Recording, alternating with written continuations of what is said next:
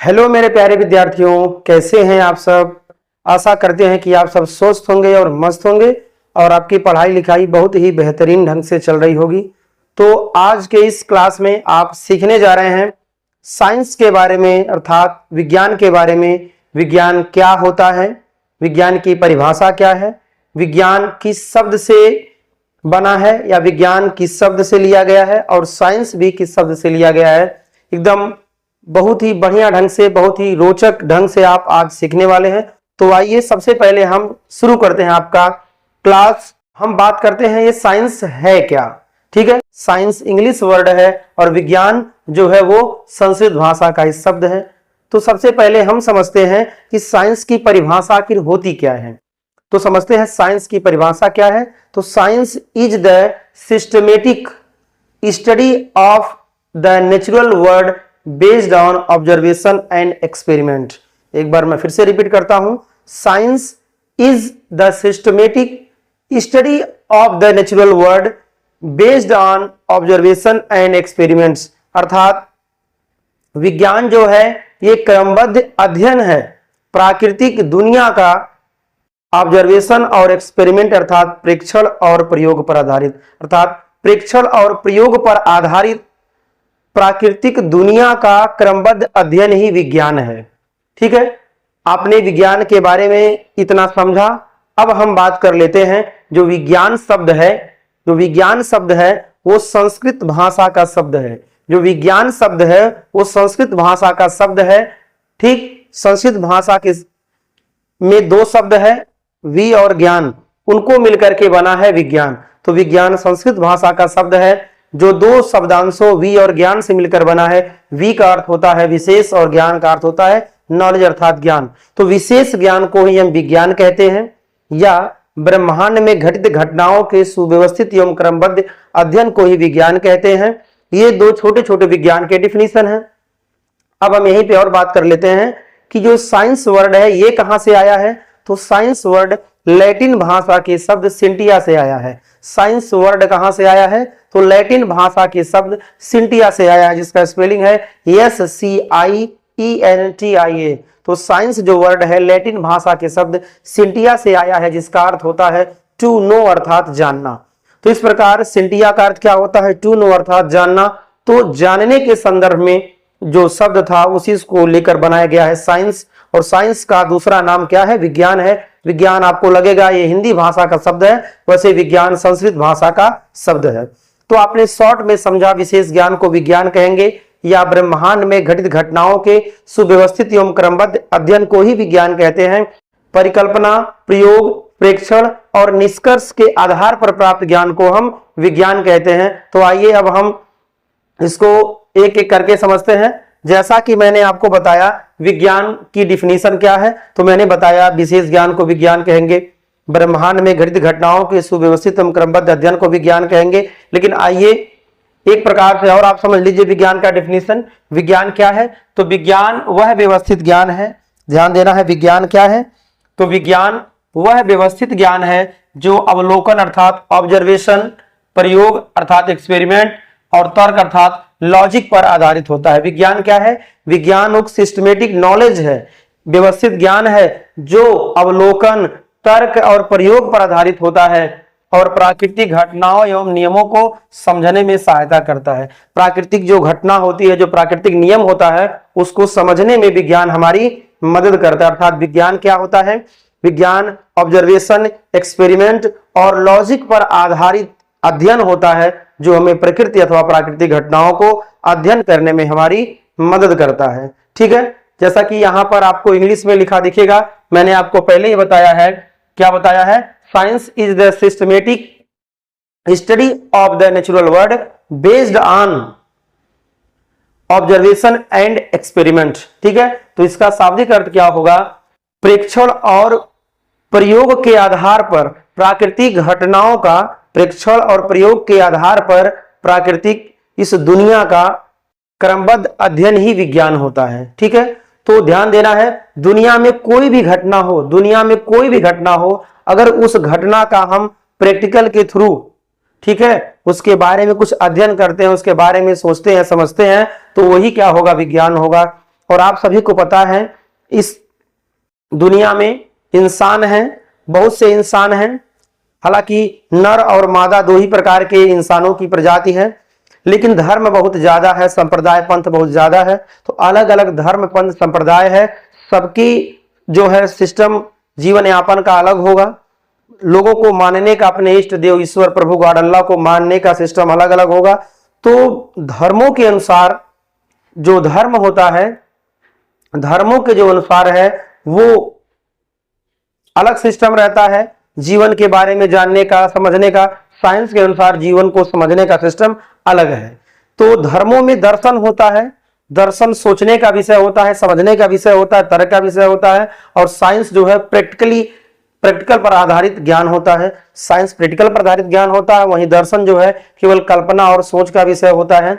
तो दर्शन की जो बातें प्रूव हो जाती हैं, प्रैक्टिकल कर ली जाती हैं, बार बार वही आती हैं सिद्ध होकर के, तो उसको साइंस में ले लिया जाता है। अदरवाइज कोई बात केवल दर्शन अर्थात केवल सोच ही रह जाता है। अब हम बात करते हैं साइंस के प्रकार की। तो आप प्रीवियस क्लासों में, छोटे क्लासों में आपने सीखा होगा कि साइंस के मुख्य रूप से 3 भाग हैं। साइंस के अर्थात विज्ञान के मुख्य रूप से 3 भाग हैं। कौन कौन है? भौतिक विज्ञान, जीव विज्ञान, रसायन विज्ञान। फिजिक्स, केमिस्ट्री और बायो।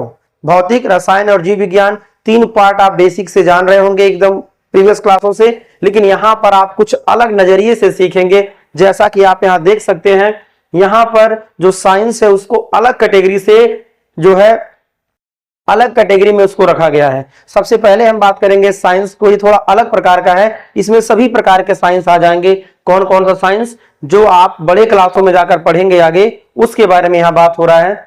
तो साइंस के प्रकार में हम सबसे पहले बात करेंगे प्राकृतिक विज्ञान की। किसके बारे में बात करेंगे हम? नेचुरल साइंस के अर्थात प्राकृतिक विज्ञान के अर्थात वह विज्ञान जो प्रकृति अथवा प्राकृतिक घटनाओं का अध्ययन करता है, प्राकृतिक विज्ञान कहलाता है। प्राकृतिक विज्ञान क्या होता है, ध्यान देना है। प्राकृतिक विज्ञान में प्रकृति और उसके नियमों का अध्ययन किया जाता है। प्रकृति विज्ञान में प्रकृति और उसके नियमों का अध्ययन किया जाता है। और इसमें जो है आपके फिजिक्स, केमिस्ट्री और बायोलॉजी आते हैं। कौन कौन आ जाएंगे? फिजिक्स, केमिस्ट्री और बायोलॉजी, ये इसमें आते हैं। प्राकृतिक विज्ञान में हम इन्हीं जो है विज्ञान की शाखाओं का अध्ययन करते हैं। ये फिजिक्स, केमिस्ट्री, बायोलॉजी क्या है? साइंस की स्ट्रीम है, साइंस की क्या है? शाखाएं हैं। ठीक है, तो फिजिक्स, केमिस्ट्री, बायोलॉजी में क्या क्या अध्ययन करते हैं? तो फिजिक्स में हम पदार्थ के कारण जो ऊर्जा होती है, फिजिक्स में हम द्रव्य यानी पदार्थ और उनके बीच ऊर्जा, द्रव्य और ऊर्जा के बीच संबंधों का अध्ययन किसमें करते हैं? फिजिक्स में करते हैं। ठीक है, केमिस्ट्री में क्या करते हैं? द्रव्य के संगठन, संरचना और गुण, द्रव्य के संगठन, संरचना, गुण का अध्ययन केमिस्ट्री में करते हैं। और जीवों के अंदर होने वाली सभी जैविक क्रियाएं, जीवों से संबंधित सभी जैविक क्रियाओं का अध्ययन किसमें करते हैं? बायोलॉजी में। तो बायोलॉजी क्या है? जीवों का अध्ययन बायोलॉजी है, जीवों का अध्ययन बायोलॉजी है। और पदार्थों के संरचना, गुण, ठीक है, का अध्ययन केमिस्ट्री है। और पदार्थों के भौतिक जो यांत्रिकी गुण हैं, पदार्थों के जो यांत्रिकी गुण हैं उसका अध्ययन फिजिक्स है। द्रव्य और ऊर्जा के बीच संबंधों का जो अध्ययन करने वाला विज्ञान का ब्रांच है, स्ट्रीम है, शाखा है, वो होता है फिजिक्स। ठीक है, तो एक एक टॉपिक को हम आगे कवर करेंगे। आप बात कर लेते हैं हम सोशल साइंस की अर्थात सामाजिक विज्ञान की। तो सामाजिक विज्ञान क्या होता है? तो वह विज्ञान जो समाज को अध्ययन करता है, यानी कि समाज को अध्ययन करने वाला, समाज और मनुष्य, मानव को अध्ययन करने वाला जो विज्ञान का स्ट्रीम है, शाखा है, वही क्या है? सामाजिक विज्ञान है। आपको बड़ी अजीब लगेगा हमारी बात ये सुनकर कि ये क्या है, हम तो बायोलॉजी, केमिस्ट्री, फिजिक्स जान रहे थे, नया कहां से आ गया है? तो नया नहीं है, क्लास 9th और 10th के बच्चे आसानी से समझ रहे होंगे। उनके सिलेबस में है सामाजिक विज्ञान होगा, आगे आप जाएंगे तो राजनीति विज्ञान आ जाता है। ठीक है, तो वही सब है। सामाजिक विज्ञान में समाज और मानव व्यवहार का अध्ययन होता है। सामाजिक विज्ञान में समाज और मानव व्यवहार का अध्ययन होता है। और इसमें हिस्ट्री भी आता है। सामाजिक विज्ञान में हिस्ट्री आएगा, ज्योग्राफी आएगा, इकोनॉमी आएगा और क्या आएगा? पॉलिटी भी आएगा। क्या आएगा? पॉलिटी आएगा, अर्थात राजनीति भी आता है, राजनीति विज्ञान। तो सामाजिक विज्ञान के अंतर्गत हिस्ट्री, ज्योग्राफी, इकोनॉमी और पॉलिटी आता है। इन सब का जो अध्ययन जिस कैटेगरी के अंतर्गत करते हैं विज्ञान के, वो होता है सोशल साइंस अर्थात सामाजिक विज्ञान। ठीक है, तो इस प्रकार ध्यान देना है आपको, आप लोगों को कि समाज के बारे में यदि आप अध्ययन करते हैं तो वह भी एक प्रकार का सामाजिक विज्ञान ही है। वो अलग नहीं है। अब हम बात करते हैं औपचारिक विज्ञान अर्थात फॉर्मल साइंस क्या होता है। तो फॉर्मल साइंस जो है मैथ और लॉजिक पर आधारित होता है, अर्थात फॉर्मल साइंस में हम गणित और तर्क का अध्ययन करते हैं, उदाहरण मैथमेटिक्स और लॉजिक। ठीक है, तो फॉर्मल ये है विज्ञान है, और बिना फॉर्मल साइंस के, बिना मैथ और लॉजिक के, मैथमेटिक्स और बिना मैथमेटिक्स और लॉजिक के कोई भी विज्ञान संभव नहीं है। फिजिक्स, केमिस्ट्री, बायोलॉजी हो, हिस्ट्री, ज्योग्राफी, इकोनॉमी हो या पॉलिटी हो, कोई भी विज्ञान बिना मैथ और लॉजिक के संभव है ही नहीं, क्योंकि फिजिक्स, केमिस्ट्री, बायोलॉजी में काम आएगा डाटा का।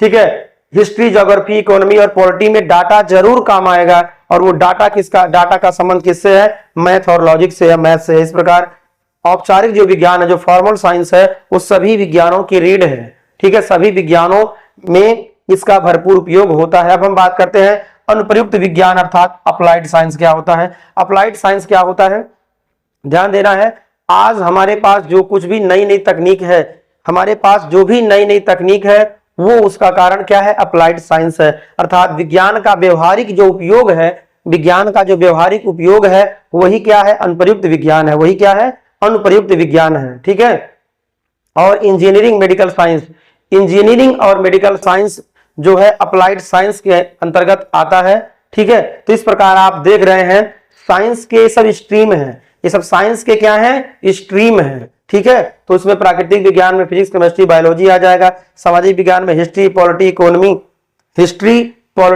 इकोनॉमी और ज्योग्राफी आ जाएगा। उसके बाद हम बात करते हैं फॉर्मल साइंस में आ जाएगा मैथ और लॉजिक आ जाएगा, रीजनिंग जिसको कह सकते हैं, और आपका आ जाएगा अनुप्रयुक्त जो विज्ञान है उसमें क्या आ जाएगा? इंजीनियरिंग और मेडिकल साइंस आ जाएगा, अर्थात चिकित्सा विज्ञान और अभियांत्रिकी आता है। तो इस प्रकार आपने विज्ञान के स्ट्रीम अर्थात शाखाओं के बारे में समझा है। तो आइए अब हम बात करते हैं विज्ञान का आखिर हमारे जीवन में महत्व क्या है। विज्ञान का हमारे जीवन में क्या महत्व है? तो समझिए, विज्ञान ही हमारे जीवन का आधार है। विज्ञान ही क्या है? हमारे जीवन का आधार है। और जब से सृष्टि की उत्पत्ति हुई है तभी से विज्ञान है। ऐसा नहीं है कि विज्ञान अब आया है, विज्ञान जब से सौरमंडल बना है तभी से विज्ञान है। ठीक है, तो ये कहना कि विज्ञान अभी आया है, नहीं, विज्ञान बहुत पुराना है, आदि मानव से भी पुराना है। जब इस धरती पर, जब इस सृष्टि में जीव नहीं आए थे, उसके पहले ही साइंस है, क्योंकि सौरमंडल उसके पहले ही बना था। तो सौरमंडल का संबंध किससे है? साइंस से है। ठीक है, अब हम बात करते हैं महत्व, इंपॉर्टेंस ऑफ साइंस। विज्ञान का हमारे जीवन में महत्व क्या है? जैसा कि मैंने आपको बताया, विज्ञान ही हमारे जीवन का आधार है। ठीक है, ठीक, कैसे? आप कहेंगे कैसे? देखिए, सांस लेना, भोजन करना, सांस लेना, उत्सर्जन होना, भोजन का पाचन होना, शरीर का वृद्धि होना, हमारे शरीर में जितनी भी गतिविधियां होती हैं उनका संबंध किससे है? साइंस से है। इसमें कुछ केमिस्ट्री के प्रोसेस हैं, कुछ फिजिक्स के प्रोसेस हैं। ठीक है, तो दोनों प्रोसेस चलते हैं। अब आप सोचेंगे सर फिजिक्स का प्रोसेस क्या है? तो जो आप भोजन को चबाते हो, भोजन को टुकड़े टुकड़े में जो काटते हो, वो भोजन का यांत्रिक पाचन होता है, और वो अलग हो गया है, वो दूसरा है। वहीं पर आपके शरीर का जो ढांचा बना है, कैसे आपके शरीर में जो है वेसल्स हैं, ब्लड वेसल्स हैं, हार्ट है, लंग्स है। ठीक है, ये सभी जो अंग बने हैं, इन अंगों का काम क्या होता है? अलग अलग इनका काम होता है। हमारे शरीर के सभी जैविक क्रियाओं का नियंत्रण भी होता है, हमारे शरीर के अंदर ही ब्रेन का अपना एक काम होता है। तो इस प्रकार हम देख सकते हैं जीवन का आधार कौन है? विज्ञान है। विज्ञान सब कुछ है, विज्ञान सब कुछ है, आप जानिए या ना जानिए। ठीक है, आपको पता हो या न पता हो, वो सब क्या है? विज्ञान है। जिसको आप चमत्कार मानते होंगे, उसके पीछे भी साइंस छिपा है, उसके पीछे भी विज्ञान है। तो हम बात करते हैं विज्ञान का हमारे जीवन में क्या महत्व है। तो सबसे पहले बात करते हैं, विज्ञान जीवन को आसान और आरामदायक बनाता है। जीवन को आसान और आरामदायक बनाने वाला जो पार्ट है, जो चीज है, वो क्या है? विज्ञान है। अब आप सोचेंगे कैसे? ध्यान दीजिएगा, जीवन को आसान और आरामदायक कैसे बनाता है विज्ञान? तो देखिए, एक समय था जब इंसान आदि मानव था, उसको कोई ज्ञान नहीं था कैसे चला जाए, तो पैदल चलकर जाता था। लेकिन जैसे उसने पत्थर को लुढ़कना शुरू हुआ, गोल पत्थर, तो उसने पहिए का आविष्कार किया। ठीक है, धीरे धीरे पहिए के आविष्कार से यंत्र बनाना शुरू किया। आज ट्रैक्टर, मोटरसाइकिल, हवाई जहाज, हेलीकॉप्टर हमारे पास है। ठीक है, हमारे पास नहीं है, हमारे अन्य लोगों के पास है। ठीक है, सरकार के पास है, उससे चलते हैं। जो धनी लोग हैं उनके पास चलते हैं। आपके पास साइकिल होगा, बाइक होगा, मारुति कार भी होगा, तो आप चलते होंगे। तो ठीक है, तो पहले जो पैदल चलते थे अब परिवहन के साधन हो गए हैं। पहले चिट्ठी लिखकर काम करते थे, अपनी बात को पहुंचाते थे। अब सोशल मीडिया का दौर आ गया, व्हाट्सएप, फेसबुक, ट्विटर, ठीक है, के जरिए, मैसेंजर के जरिए पहुंचा देते हैं जानकारी। ठीक है, पढ़ाई का ही ले लीजिए, पहले लोग तख्ती पर लिख करके काम चलाते थे, अब देखिए आप व्हाइट बोर्ड, डिजिटल बोर्ड आ गया, आपके सामने है, आप आराम से देख रहे हैं हमें। तो इस प्रकार जीवन आराम कर दिया है। जीवन को आराम मिला किसकी बदौलत?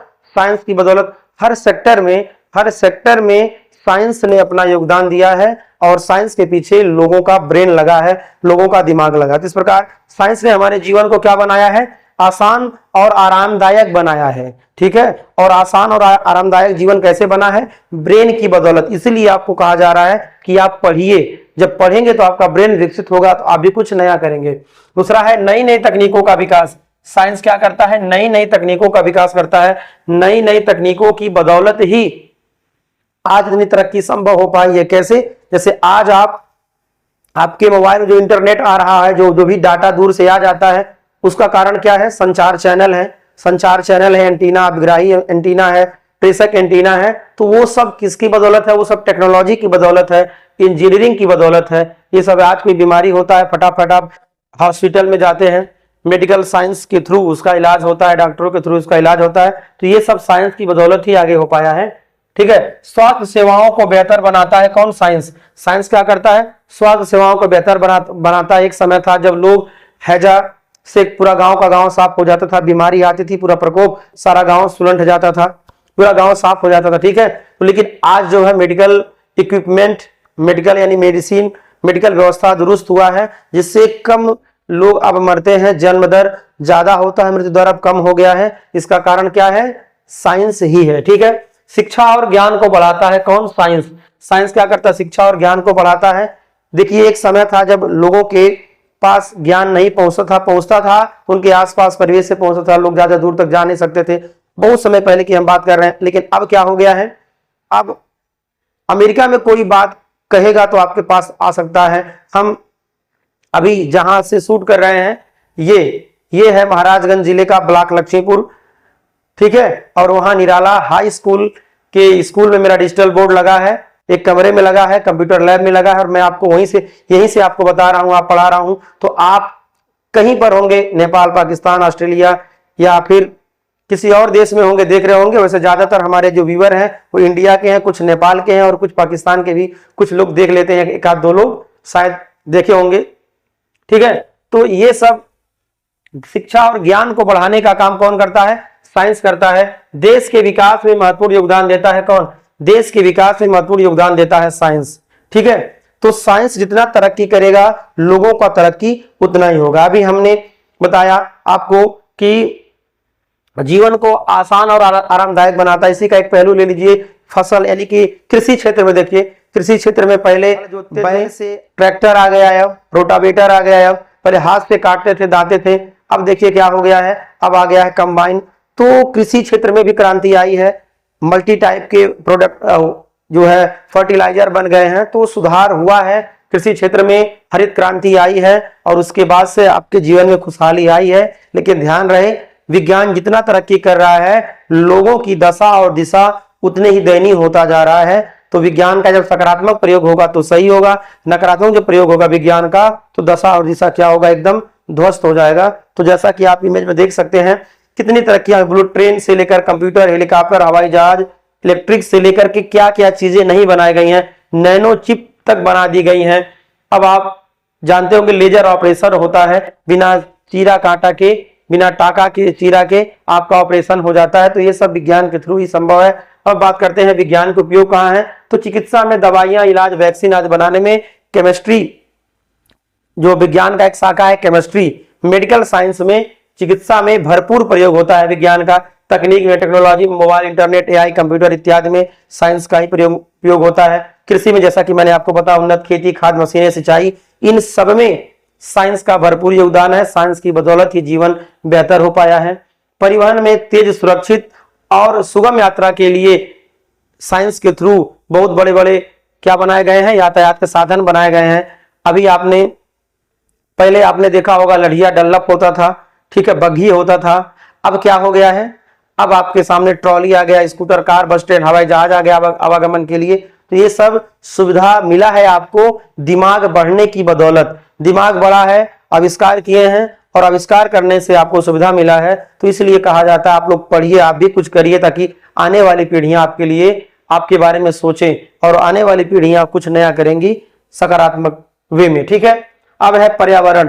तो साइंस ने पर्यावरण के लिए भी कुछ किया है। कोई समस्या अगर होता है तो उसका निदान जो है साइंस के थ्रू किया जाता है। कहाँ किसकी कमी होती है, अगर CO2 की मात्रा कहीं पे बढ़ती है तो उसका अध्ययन करके उसको रोकने का प्रयास किया जाता है।